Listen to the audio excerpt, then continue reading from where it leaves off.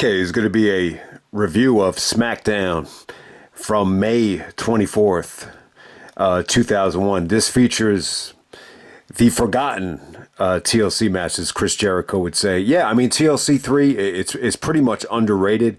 I do remember there was a time where Jericho felt like the match was, severely ignored and underrated, and he said he promised that he was going to put it on one of his DVDs. I don't think Jericho ever did, but it actually did make the ladder match DVD, and it probably is the most underrated out of all the TLC matches that they've had.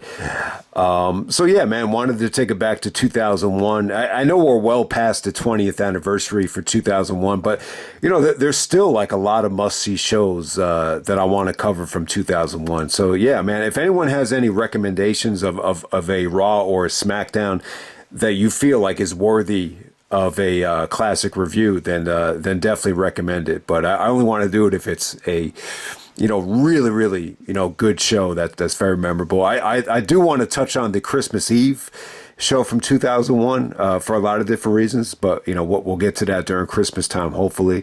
But yeah, man, we're going to take it back to my favorite year. This is still my favorite year. I know some guys like maybe 2003 a little bit better, or 2002 a little bit better, or I guess even 2005 comes up as, the better year. I think more than anything, I think, some people have kind of come to the conclusion that, maybe 98 and 99, had so many flaws that it definitely does feel like this 2001 to 2004, or 2005 even was definitely the prime years of the company. And let's not forget about 2000, of course, which was another amazing year. But man, we're going to jump all the way back to May 22nd, 2001 was actually when this took place. It didn't air until May 24th.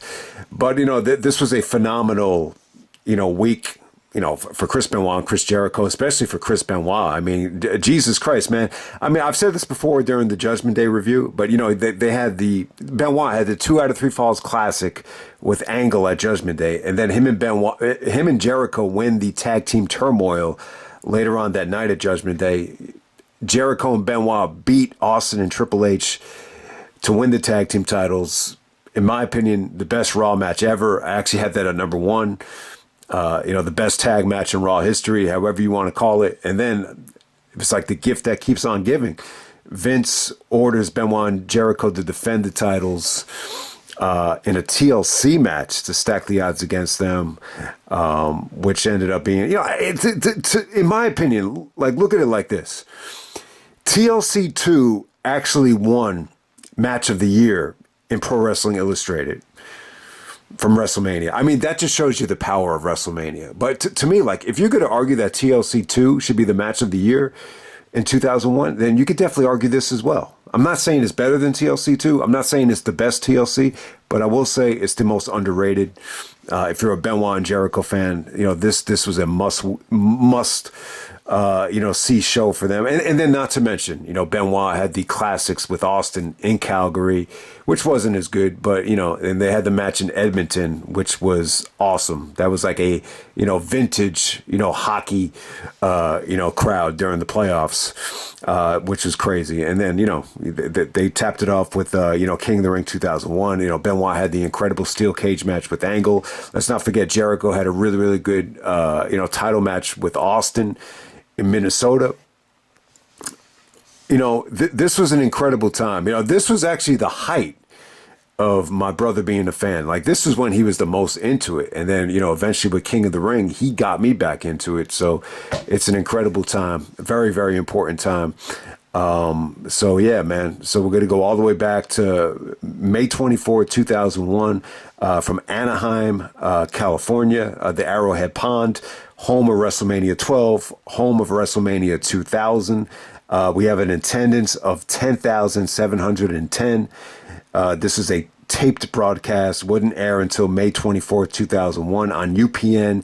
Got a television rating of 3.9. Commentary by Michael Cole and Taz. 3.9 is a good rating. I remember at this time, Vince was really, there was a report that Vince came out and just said he was really determined to get the ratings back up, because I think The Rock had left. You had some injuries, and they really wanted to beat some of the shows that were overtaking them in the ratings. Obviously not wrestling shows, but other shows on television. But we're gonna get right down to it, man. So we opened the show up with Vince McMahon coming out. And, Vince basically is talking about the Benoit and Jericho, winning the tag team titles, and he orders them to defend the belts in a TLC 3 match. There's two different ways of looking at it. It's like you're really trying to stack the odds against Benoit and Jericho, making their lives a living hell. But from a fan's perspective, it's like, God damn, man, it's like Christmas vacation, man. It's like, Clark, that's the gift that keeps on giving. Like, that's kind of what it reminds you of. Like, with all this great television, this Benoit and Jericho push is crazy. And you know what, man? I really considered, doing a full mixtape of just everything Benoit Jericho related, from, Judgment Day to King of the Ring. I don't know if the timing of it wouldn't be great. It's almost like now, like you have to save Jericho's legacy because of what's going on right now with the decline, and everything else is taking place, and then Benoit is never going to have his legacy, like, no matter how you look at it, no matter how much you examine how much the CTE fucked up his life. But we're going to get right down. I mean, let's finish talking about this Vince promo. Very important, I forgot to mention it. He mentioned Triple H. Triple H actually tore his quad, and he just said Triple H is going to be out of action for 4 to 6 months. It would end up being longer than that. It would be 8 months. And the fans started cheering when he mentioned the Triple H injury. And it's kind of funny how things flipped, because the Triple H got one of the biggest babyface reactions ever. When he came back at Madison Square Garden, he got treated like a god that night. I think for a lot of different reasons. I think a lot of things transpired, over that time. You got to see him on Tough Enough, and how much he loved the business. That really came through there. Plus, I just think he was missed. This was during a time where if you missed like 8 months, like your presence was missed. Like May of 2001. Feels totally different than the fall of 2001. Like, it really does. There's no Benoit, there's no Triple H. They weren't a part of the invasion, and you always say to yourself, like, how would have this planned out if Benoit and Jericho were part of the invasion? It definitely seemed like they were really, maybe one of them was going to jump ship, and it would have been interesting to see how that played out. I mean, they're clearly, it feels like on this show in particular, that they were clearly, building the seeds for a Triple H babyface turn. That's how it kind of came off to me. But obviously, I think Kurt replaced him. All right, so first match tonight, you actually had X-Pac actually defeating Eddie Guerrero in a little bit over 4 minutes. I mean, Eddie and Sean Waltman, X-Pac, have great history. They had a ladder match in WCW. This was just short and sweet. I believe at this time, Eddie was actually going to rehab. So that's why he wasn't part of the invasion. And then when he was ready to come out of rehab, he ended up getting the DUI, and then he ended up getting fired. But, Eddie totally misses the whole summer. But, this was kind of a way to write him off of television. X-Pac is part of the X Factor at the time. He goes over Eddie. I mean, the match was okay. It was short. It was sweet. It was, it almost, they were trying to tell the story that Eddie wasn't quite himself, which definitely makes sense. And then next up we have Kurt Angle taking on Spike Dudley.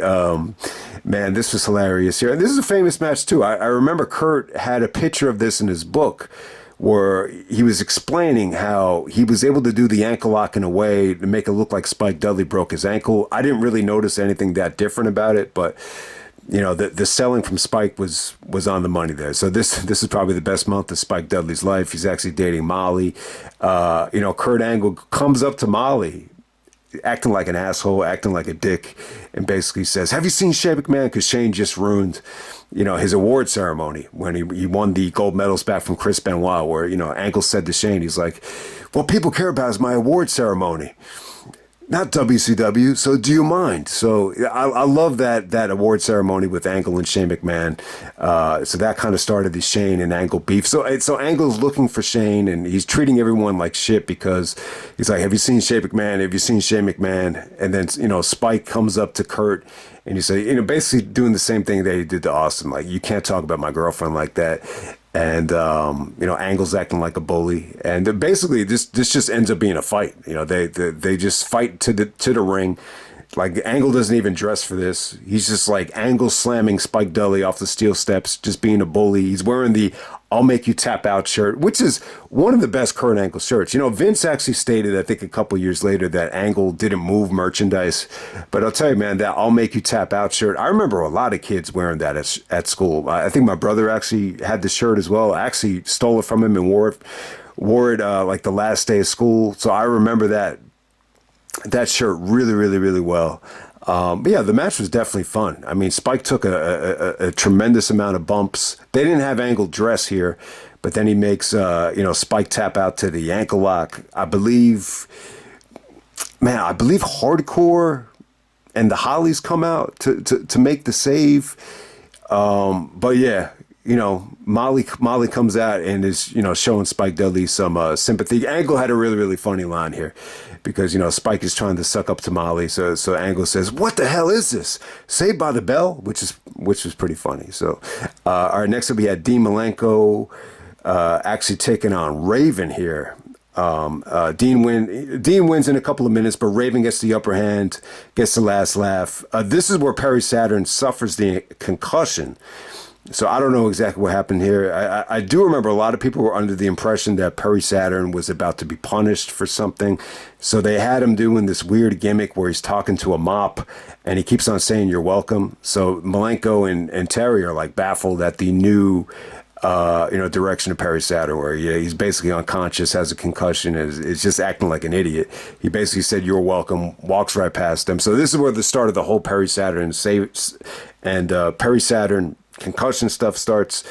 And it's funny, Raven actually gave him the concussion, I believe, at Unforgiven. That's when they had the blow off to that whole thing. So this lasted throughout the whole summer, if you remember that. All right, next, I think after this we had a Stone Cold promo, which was good. It was a good promo from Austin. But when you watch this back, you'll notice that Austin was still, not as comfortable as he was like in the later stages of the Invasion, where his delivery and his charisma was just, so much on the money. Very similar to Denzel in Training Day, where he's just such an awesome, confident bad guy. At this point right here, he still sounded a little bit rusty, a little bit. And it's really the first heel promo I think he cut, like without Vince, without JR, and without Triple H in the ring. It's just him by himself. He's basically blaming Triple H for them losing the tag team titles. He calls Triple H extremely selfish, and he doesn't give a shit about Triple H being injured. He said, "Triple H, I really don't give a rat's ass about you." And he said, basically saying, I'm Stone Cold Steve Austin. I'm a man's man. I'm a champion of champions. So you have that going on there. But yeah, the fans kind of booed when he was taking shots at Triple H. So it's funny, they cheered earlier on, but at this point, Austin was able to turn some of the fans against him. That would have been a really interesting dynamic with Triple H as the babyface and Austin as a heel. It definitely felt like they were going in that direction. It's just funny. It seemed a little bit too quick, though. It did seem like they were going to split them a little bit too quickly. I mean, Triple H was blaming Austin for him losing the IC title at Judgment Day, saying that that they weren't a team, and that he was basically saying that he was carrying the team on his back. And there's all these cheap shots that Triple H is digging at Austin for, not being responsible and not being, not acting as a team. So this was just a nice little way for Austin to get some, digs back at Triple H. But they never went back to this, though. They never went back to it. When Triple H did come back, this felt like it would have been the natural thing to do for Triple H to go after Austin. But I guess the heel turn, they were in such a panic after the heel turn that they wanted to turn Austin back babyface, and obviously they never went back to it. All right, so next we have Grandmaster Sexay, Steve Blackman, and Trish, taking on the right to censor. So there's some funny backstage segments on the show as well. And this is probably the closest thing you'll ever see to Trish, being involved in an adult film. So she's doing a segment with Steve Blackman, and I think she's getting dressed behind the the see-through curtain or whatever, where it just looks like a shadow, and And then Steve comes back there too with the kendo stick, and he has the kendo stick, poking up at her like it's a boner. And then Trish is like, "Oh my God, Steve, I can't believe your stick is so big." So, and then I think Grandmaster Sexay actually walks in on them and is like shocked. So it's a little funny segment. It's funny how much they pushed the envelope back then, even on SmackDown, even on network television. So you have that there. But yeah, this is a fun match. You had Grandmaster Sexay, Steve Blackman, and Trish actually taking on the Right to Censor. Some people say that, this was kind of the end of the Right to Censor, and I guess it was. Trish didn't do much here, but she did a little bit with Ivory. And you get to see Steve Blackman dance. And yeah, you don't really get to see Grandmaster Sexay during the invasion at all, even Steve Blackman. But yeah, they were all dancing together there. A good moment for Trish.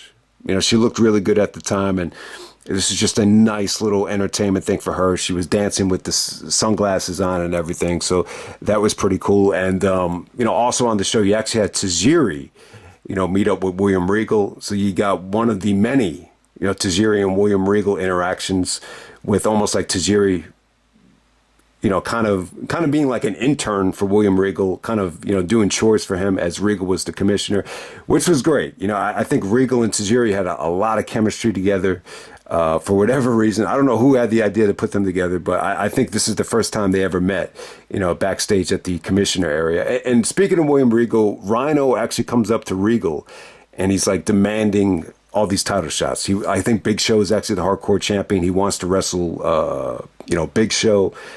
He wants to wrestle Austin. He wants to wrestle this guy, that guy. And then finally, Regal agrees to let him wrestle Kane. Kane just won the IC title from Triple H at Judgment Day, thanks to Austin, making the mistake. So we get Kane taking on Rhyno for the IC championship. They don't get a lot of time, but I'll tell you what, I'm not high on Kane. And like, if this match had happened like in 2004, I would have said, yeah, I mean, this is just not a good combination. But at this point, I think it was. I think Kane in 2001, I think this is his absolute prime. He set the record at the Rumble. Rhyno, when Rhyno came in, before the invasion, he was hot. He really was. I mean, he had the great match with Raven at Backlash. He's fresh off of ECW. He's in good shape. He had a very, very ruthless and stiff style. Kane actually looked really stiff here with some of his clotheslines. There was a nasty looking big boot, to transition out of the gore. So it was pretty good. It wasn't a bad combination at all. It was just a little bit too short. And, nice little title defense from Kane. It felt like the IC championship was pretty credible after being on Triple H. And then the main event for the tag team titles, we got Chris Benoit and Chris Jericho defending against the WrestleMania X7 crew of Christian and Edge, the Dudleys, and the Hardy Boys. They go, about 20 minutes out here. I mean, it was great, man. Jericho feels like the match is underrated. They put a lot of matches, over this in the match of the year, list that you've seen on TV and some of the magazines, but this was pretty damn good. I mean, Benoit and Jericho retained the titles here. Benoit is really the star of the show. He takes the incredible, table bump. He does the flying headbutt through the table onto the outside. It's a crash and burn, and he misses. And he's selling the ribs. He's not selling the neck injury here. There's like a million times where the WWE makes it sound like, oh, this bump led to the Benoit neck injury, or the King of the Ring bump was a Benoit neck injury, or the steel cage headbutt was the injury. It was just a culmination of different injuries over the years that kind of led to Benoit having to get the neck surgery. But at this point, he's really selling like his ribs and his shoulder here, so he has to be, escorted out of the match on a stretcher, and then eventually he does make his big comeback. But yeah, I mean, the story of the match here is just Benoit's selling. His selling was incredible. When he did come back into the ring, Edge and Christian hit him with the concerto, and he's just selling the shit out of, his ribs and his elbow and his shoulder, and he just the way he was coming down to the ring, he looked like he looked like his arms needed to be in like a cast or a sling. He looked that bad and that convincing. But that's, Chris Benoit out of his element in a ladder match. He was nervous about, the first couple of ladder matches he did.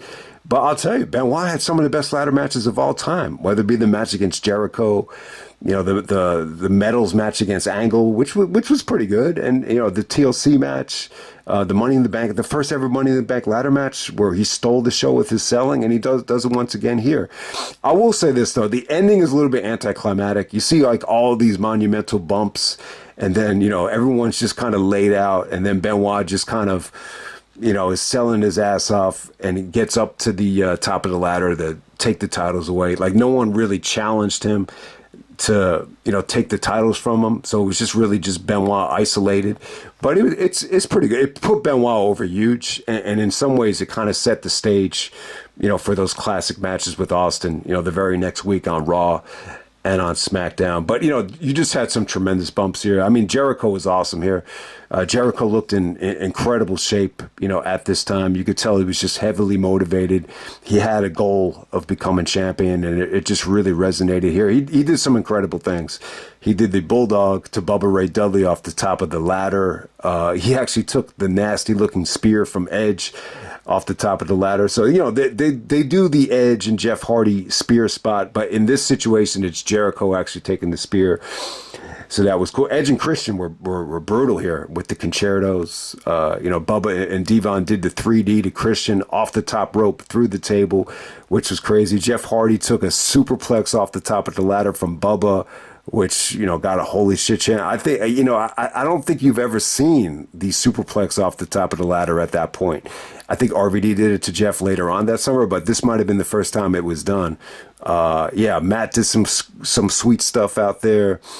I think he did like a twist of fate off the top of the ladder. And then, the incredible bump from Jeff is he does that catapult spot where he catapults over, 2 ladders and does a leg drop. You've seen him do that, in the ring, but this time he does it on the Spanish announce table to Bubba Ray Dudley, and I thought that came off great. It looked sweet as hell. It looked sweet as hell in the video, too, on SmackDown. Just Bring It. So this is back when SmackDown used that classic, the original theme. I love that theme, Before the Beautiful People. I don't think the song has a name. It just has a really, really wacky tune to it. I love the old SmackDown theme song. So yeah, I mean, I think that's pretty much it. Jericho took some really nasty unprotected chair shots, just like he did at King of the Ring here. So you just hope, Jericho doesn't have like any, brain damage issues when he gets older in life, because he has taken some really nasty bumps and really nasty chair shots, and you get to see one of them here. So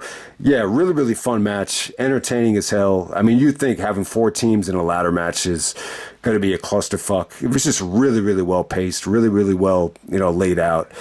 Cage match actually has this at 4 3/4 stars. So, I think that speaks for itself. It's an awesome match, man. So, it's underrated. Jericho said it was underrated. He felt like it didn't get the respect that it deserved back in 2001. Hopefully this review, makes up for that a little bit. So I hope you guys enjoyed the video, and I'm out. All right.